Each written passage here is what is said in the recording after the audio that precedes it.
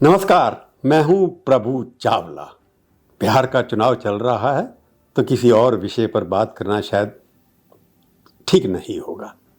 हालांकि bomb blast Delhi में हुआ है, उसके ऊपर भी चर्चा हमने की है, परंतु अब तो तमाशा कुछ और ही हो गया है।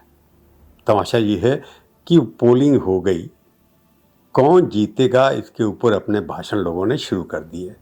राजनीतिक पार्टियां तो कहती हैं हम जीत रहे हैं, कोई भी नहीं ये कहता कि हम आ रहे हैं।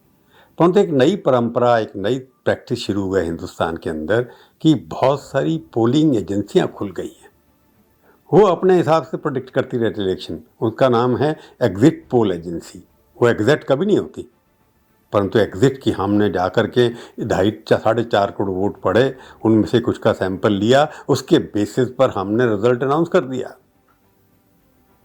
तो आज की प्रभुवाणी इस पर होगी कि कैसे एग्जिट एजेंसी जो हैं वो चुनाव को जिताती या हराती रहती है। चलिए डिस्कस करते हैं। मेरा 40-45 साल का अनुभव है। उससे पहले जब कॉलेज में था, चुनाव के लिए देखता था कैसे होता था, तब एक नारा लगता था। जब चुनाव खत्म होता था, उन दिनों में एक ही दिन चुनाव होता था सारे देश के अंदर। अब तो 2 दिन, 5 दिन, 7 दिन होता है। तो वहाँ के जो यंग लड़के होते थे, कॉलेज के बच्चे जो होते थे, पार्टी के वर्कर जो होते थे, शाम को निकलते थे जब पोलिंग के बाद। उनका नारा क्या होता था? जीत गया भाई, जीत गया, दीपक वाला जीत गया, दीप गया भाई, जीत गया, हाथ पंजा जीत गया। इस तरह के नारे निकलते थे, हर पार्टी के लोग निकालते थे। वो तो अब होता नहीं। अब किसी भी गली में, मोहल्ले में नारे लगते हुए इलेक्शन के बाद हमने नहीं देखा कि वो परंपरा ही खत्म हो गई, वर्कर खत्म हो गए, पार्टियाँ खत्म हो गई। अब तो इलेक्ट्रॉनिक मीडिया है, सोशल मीडिया है, उसके अंदर दिखा देते। इसी तरीके से वो काम जो है, जो वर्कर करते थे, वो पोलिंग एजेंसी जो हैं, एग्जिट पोलिंग एजेंसी, वो टीवी के माध्यम से कर रही हैं। जीत गया भाई, जीत गया, जीत गया भाई, जीत गया। ऐसा ही कुछ आपको देखने के लिए मिला होगा, पढ़ने के लिए मिला होगा।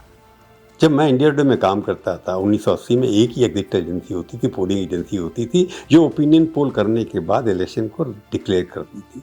उसके अंदर कई हज़ार लोगों से ओपिनियन लिया जाता था।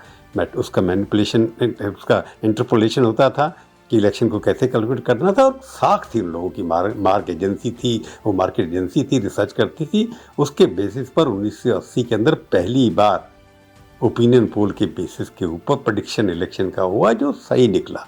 पार्लियामेंट इलेक्शन हमेशा उसके बाद सही निकलते रहे।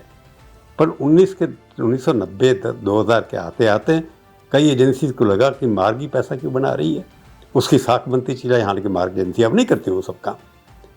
कई एजेंसियां खड़ी हो गई। जोगेंद्र यादव जी ने अपनी खड़ी कर दी, किसी और ने अपनी एजेंसी खड़ी कर दी। उनकी अपनी विचारधारा भी थी, उनके पास वर्कर भी थे, रिसर्च टीम भी थी। मैं ये नहीं कहूँगा कि कोई बायस्ड होगा, पर ऐसी एजेंसियां बढ़ती चली गई। अब देखिए 10 एजेंसी का ओपिनियन पोल आया, जिनका नाम मैंने नहीं सुना। उस 10 एजेंसी में 9 ने ये डिक्लेयर कर दिया कि एनडीए को जीत मिल रही है। सब ने, उनके फिगर भी लगभग मिलती जुलती हैं। मैं अगर नाम पढ़ दूं आपके सामने, मैट्रिक्स एजेंसी जो पहले भी करती आ रही ओपिनियन, और कई बार गलत भी निकले हैं इनके ओपिनियन। मैट्रिक्स क्या कहती है? एनडीए को 147 से 167 और एमजी को, महागठबंधन को 70 से 90। अब चाणक्य स्ट्रैटेजी पता नहीं कहाँ से आई है कंपनी, मैंने इसका नाम पहली बार सुना नहीं है। इसका कहना है कि 130 से 138 और एमजीपी को, महागठबंधन को 100 से 108। पोलस्टैट, ये भी पता नहीं कहाँ से आई, आपने सुना क्या नाम इसका? वो कहते हैं 133 से 148। पोल डायरी बड़ी इंटरेस्टिंग है।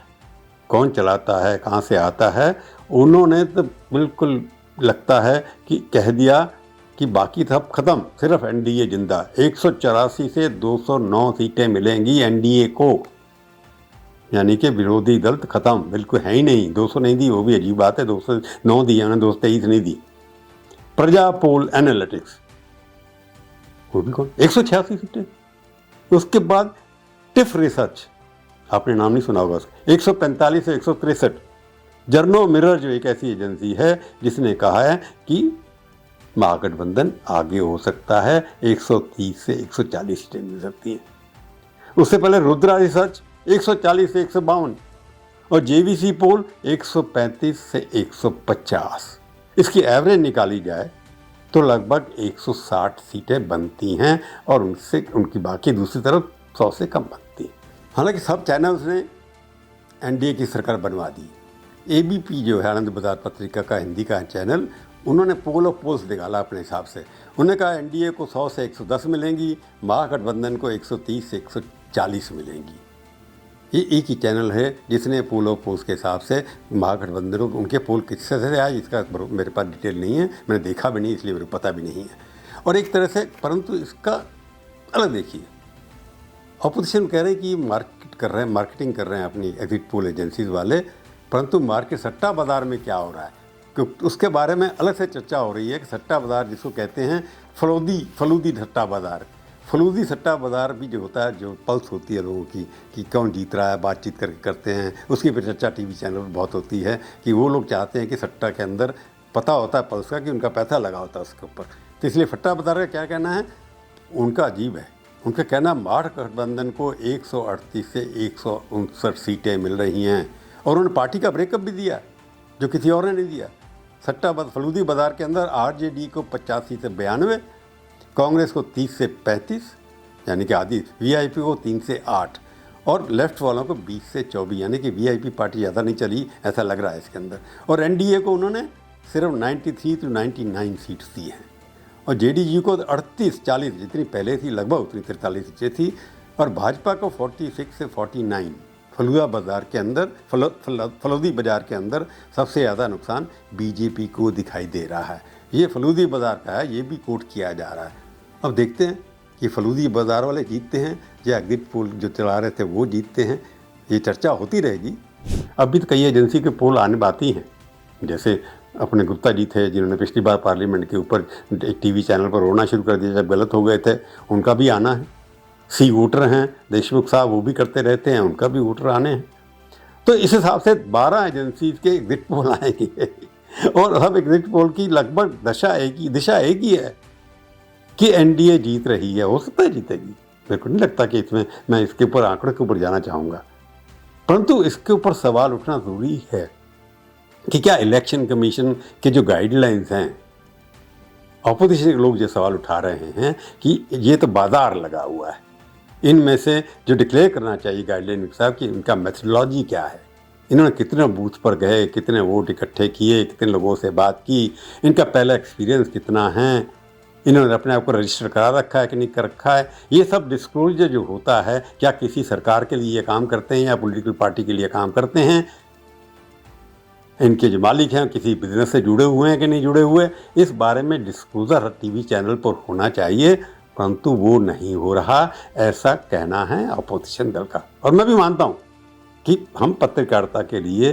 टीवी चैनल्स की ज़रूरी हैं कि जब इनको दिखा रहे हैं, इनका नाम लेकर इनका प्रचार कर रहे हैं, तो हमारा ये फ़र्ज़ बनता है कि इनकी क्रेडिबिलिटी के बारे में भी हम गारंटी दें कि एडवर्टाइजिंग काउंसिल का रूल है, कोई एंडोर्स करते हैं किसी प्रोडक्ट को आप, तो उसकी गारंटी आप देते हैं कि इस प्रोडक्ट के ऊपर हम विश्वास करते हैं।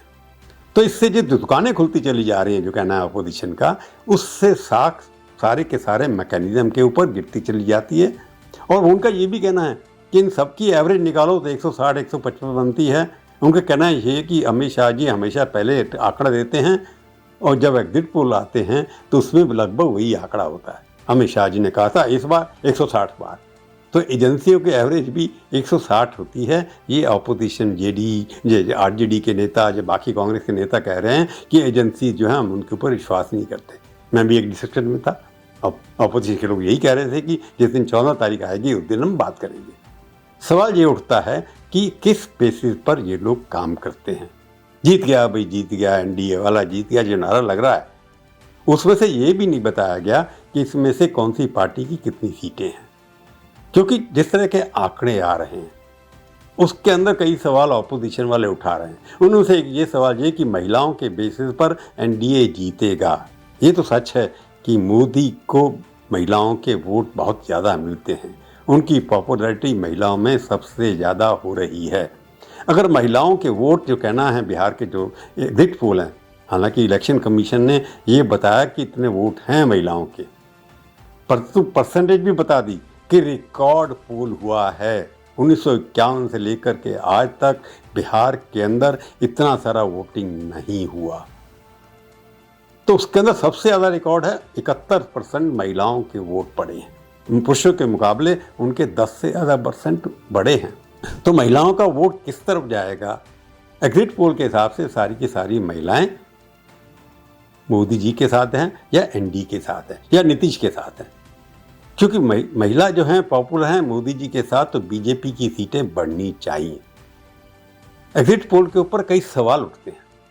सवाल ये उठता है कि आपने कैसे किया, जो अभी तक नहीं बताया।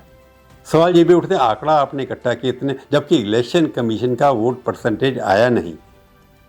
तो 6:30 बजे जब तक कि वहाँ पर कंप्लीट नहीं हो गई, एग्जिट पोल वालों ने ये डेटा इकट्ठा भी कर लिया। 65,000 पोलिंग बूथ थे, 4.5 करोड़ से ज़्यादा वोट पड़े। उसके अंदर जितना भी सैंपल था, आपने उन 65,000 पोलिंग बूथ में से 200 या 500 या 1000 चुने होंगे, उसका पता नहीं है, बताया नहीं किसी ने। उसका आपके पास सिस्टम भी आ गया, व्हाट्सएप के माध्यम से आया होगा, उसको आपने कंप्यूटर में फीड भी कर दिया। उसका आपने वोट परसेंटेज भी निकाल ली कि 48% वोट मिलेंगे एनडीए को और 37-38% वोट मिलेंगे बाकी दलों को, जो विरोधी दल के अंदर। इतनी 1 घंटे में सब आ गया। ये सवाल जेन्युइन है, पॉसिबल नहीं है। जबकि इलेक्शन कमीशन ने वोट बात लेट में बताया जाकर कितनी परसेंटेज, हालांकि पहले फेज का रिजल्ट उन्होंने नहीं दिया, 4 दिन उनको भी लग गए। परंतु उसके बाद एक चैनल के अंदर ये कहा गया, एक एग्जिट पोल के अंदर, कि 68% महिलाओं ने वोट एनडीए को दिया, और जबकि 37% 25 या 24% वोट, 22% या 24% वोट आरजेडी के साथ गए। यानी कि हर 4 महिलाओं में से 3 ने एनडीए को वोट दिया। ये सवाल अपोजिशन वाले पूछ रहे हैं कि इनका मानना ये है कि अगर इतने परसेंट वोट जो हैं महिलाओं ने दिए हैं, तो क्या यादव और मुस्लिम वोट भी महिलाओं के एनडीए के खाते में गए? ये सवाल उठना लाजमी है। इसमें से बीजेपी की कितनी सीटें आएंगी? कि महिलाओं के वोट तो बीजेपी के खाते में जाने चाहिए। एग्जिट पोल के अंदर ब्रेकअप पार्टीवाद नहीं दिया कई लोगों ने, टोटल बता दिया एनडीए की कितनी आएंगी, आरजेडी की, उसमें से कांग्रेस की कितनी आएंगी वो भी नहीं बताया गया सब जगह। तो ये महिलाओं के ऊपर सबसे ज़्यादा क्वेश्चन उठता है कि 68% महिलाएं अगर एनडीए को वोट कर रही हैं, इसका मतलब ये है कि यादव जितनी महिलाएं हैं और मुस्लिम महिलाएं, उसका बहुत बड़ा तबका जो है वो एनडीए को वोट करने जा रहा है। ये भी सवाल उठता है, इसका जवाब नहीं है। क्योंकि जब रिजल्ट आएंगे उस वक्त क्या कारण ढूंढने जाएंगे, हो सकता है रिजल्ट ठीक भी हो। और उसके बाद में नए वोटर जो आए हैं 2.5%, 3% जो उस वक्त वोट नहीं थे, आज 18 साल के हो गए, जो 2020 के अंदर 14 या 15 साल के थे, उनके वोट कहाँ गए, ये एग्जिट पोल के अंदर उसका भी जवाब नहीं है। सिर्फ महिलाओं के ऊपर जोर है। जाति वाले बातें दिखाएंगे कितने हुआ है, परंतु अभी तक एग्जिट पोल में दिखाया नहीं गया। बिहार का चुनाव क्योंकि जातिवाद के ऊपर डिपेंड करता है। एग्जिट पोल के अंदर कुछ ये भी कहते हैं इतनी जातियां जो हैं वो सारी की सारी 90% मुस्लिम जो है आरजेडी को वोट देने, एक तरफ ये डेटा कहता है, दूसरी तरफ कह रहे हैं 68% महिलाएं वो एनडीए को वोट दे रही। इसमें कैसे हो सकता है जब 90 या 70 से 90% मुस्लिम वोट जो हैं जा रहे हैं आरजेडी के खाते में, तो 68% प्रदेश की महिलाएं कैसे दे सकती हैं वोट एनडीए को? इसका जवाब किसी के पास नहीं। काफ़ी खामियां हैं एग्जिट पोल के अंदर। कितने असेंबली कॉन्स्टिट्यूंसी में गए, इसका कोई रिकॉर्ड बताया नहीं गया। ये लोग कौन हैं, इन्होंने क्या किया, इसके बारे में कुछ बताया नहीं गया। क्या इनमें से कुछ किसी सरकार के लिए काम करते हैं या नहीं करते? क्या किसी इंडस्ट्रीज के से जुड़े हुए हैं कि नहीं जुड़े हुए? क्योंकि हमारे लोगों की साख जो है टीवी चैनल की सबकी, कि इनको प्रोपेगेंडा देकर इनसे पूछा जाना चाहिए कि ये एग्जिट पोल में जीत गया भाई जीत गया, इससे माहौल बनाने से क्या बन जाता है? अगर इतिहास देखें, इतिहास में ये होता है कि पार्लियामेंट इलेक्शन में लगता है 70 या 80% एग्जिट पोल करेक्ट साबित हुए हैं, परंतु असेंबली इलेक्शन जब किया जाता है उसके अंदर डेटा ऐसा सामने, एम्पेरिकल स्टडी जो की गई है कि लगभग 60% केसेस के अंदर एग्जिट पोल गलत साबित हुए हैं। बिहार में 50% या 55% आधा चांस है बिहार में जो एग्जिट पोल के अंदर साहब जो इनकम्बेंसी जो है, मैं उसकी बात कर रहा हूँ, कि ऐसी है जो सरकार सत्ता में है पिछले 50-40 सालों के अंदर उसके अंदर परिवर्तन हुआ है। और दूसरा सवाल ये उठता है कि एग्जिट पोल ये बता रहे हैं कि नीतीश कुमार 10वीं बार मुख्यमंत्री बनेंगे। 9 बार तो पहले बने, किस पार्टी से बने, कैसे बने, क्या बने, इसके ऊपर अपनी एक कहानी कही जा सकती है, परंतु 9 बार का उनका रिकॉर्ड भी है, वो 10वीं बार बन रहे हैं। तो इसलिए एग्जिट पोल के अंदर ये भी एक क्वेश्चन आता है कि एंटी इनकम्बेंसी यानी कि सत्ताधारी जो दल होता है उसके फेवर में जब ज़्यादा वोट पड़ते हैं तो उसके खिलाफ जाते हैं। ऐसी एक स्टडी कर रखी है, एम्पेरिकल स्टडी बताती है। यानी कि अगर वोट परसेंटेज रिकॉर्ड अगर हुई है बिहार के अंदर, तो अगर पिछले इतिहास को देखा जाए सारे प्रदेशों के, तो सरकार उस हिसाब से सरकार बदल जानी चाहिए। क्योंकि आंकड़ों के अनुसार, स्टडी के अनुसार 60% प्रदेशों में जो सत्तारूढ़ दल था वो बदल गया क्योंकि वोट परसेंटेज बढ़ गई। परंतु बिहार के अंदर ये कहा जा रहा है इतनी ज़्यादा वोट परसेंट रिकॉर्ड होने के बाद भी सत्तारूढ़ जो दल है एनडीए वो वापस आ रहा है। अगर रिकॉर्ड देखा जाए तो 60% प्रदेशों में हार हुई पहले, बाकी पर बिहार के अंदर 50-50 चांसेस हुए कि 50 बार, आधी से ज़्यादा बार सत्तारूढ़ दल के बदल करके सरकार में आया। नीतीश कुमार जी खुद आए, परंतु उनका गठबंधन और था, कभी वो आरजेडी के साथ, कभी वो बीजेपी के साथ। इसलिए वहाँ पर रूलिंग पार्टी का वापस आना ही अपने आप में एक्सेप्शन था। अब तो सत्ताधार के साथ पार्लियामेंट में भी थे, अब भी हैं, और ये जो नए वोटर आए हैं या महिलाएं आए हैं, ये क्या वोट पड़ा है, ये सरकार के खिलाफ है या सरकार के परिवर्तन फेवर में है? ये नीतीश जी के फेवर में है या आरजेडी के तेजस्वी के खिलाफ है? ये क्या मोदी जी के साथ हैं या नीतीश के साथ हैं? क्योंकि एग्जिट पोल में ये भी नहीं बताया जा गया कि नीतीश कुमार को सीटें पहले से कम मिलेंगी या ज़्यादा मिलेगी। इशारा ज़रूर किया गया, क्योंकि बीजेपी अगर कम सीटें बचती हैं, जो एग्जिट पोल के हिसाब से जस्टिफाई कर रहे हैं कि इसका मतलब बीजेपी की पॉपुलैरिटी कम हुई, ये भी नहीं बताया जा रहा है। तो 150 या 160 का आंकड़ा किस हिस्से पर बना, उसको जब तक बांट के नहीं बताएंगे कि आरजेडी की सीटें अगर कम हो रही हैं, यानी कि गठबंधन नहीं जीत रहा है, उसमें से हार कौन रहा है, इसका कोई पता नहीं।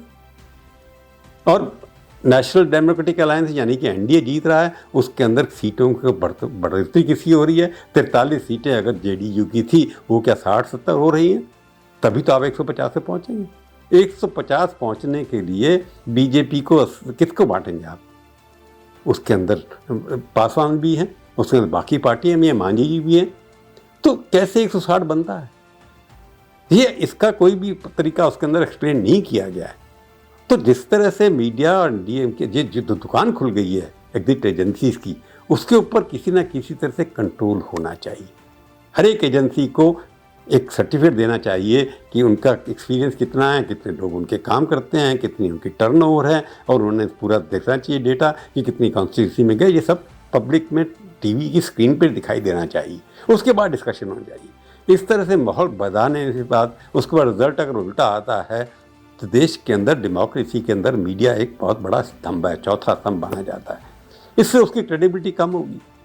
तो एग्जिट पोल में नारा लगाना जीत गया भाई जीत गया, परंतु आप तो जीतेंगे, परंतु हारेगा देश, हारेगी डेमोक्रेसी। इलेक्शन कमीशन भी इसके ऊपर चुप बैठा है। इलेक्शन कमीशन की साख गिरती चली जा रही है।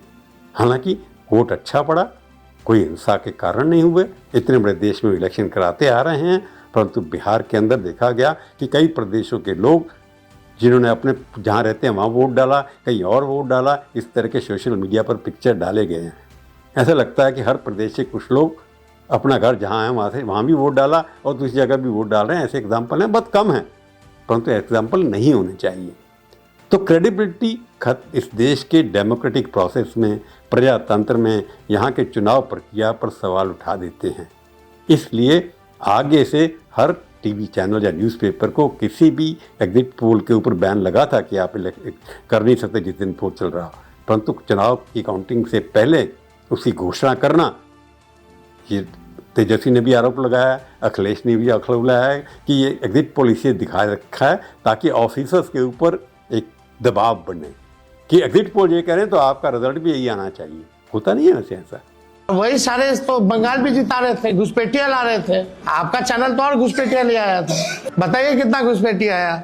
आप लाहौर कब्जा करवाए थे कि कराची? तो सब वही कर रहे थे, देखा देखी सब कर रहे हैं। परंतु ये एक आरोप लगता लॉजिकल है। ऑपोजिशन वाले तो कहेंगे कि जो आपने पहले कहा उतना एग्जिट पोल में हुआ, और एग्जिट पोल के बाद जो काउंटिंग हो रही है उसके अंदर भी वही दिखाया जा रहा है। तो ये एकदम संयोग नहीं है, योजना है, ऐसा शक ऑपोजिशन वाले करते हैं। आज की प्रभुवाणी में केवल इतना ही। फिर मिलेंगे, किसी और विषय पर बात करेंगे। जब रिजल्ट आएगा तो उसके ऊपर भी हम कुछ ना कुछ डिस्कशन करेंगे। तब तक के लिए नमस्कार। जाने से पहले फिर एक और बात कह देता हूँ, मेरे चैनल को देखिए, सब्सक्राइब करिए, शेयर करिए, उसके ऊपर टिप्पणियाँ लिखिए, खट्टी मीठी कड़वी जैसी भी आपको अच्छी लगती हो। मैं बुरा नहीं मानूंगा और उसका जवाब भी दूंगा। नमस्कार, जय हिंद।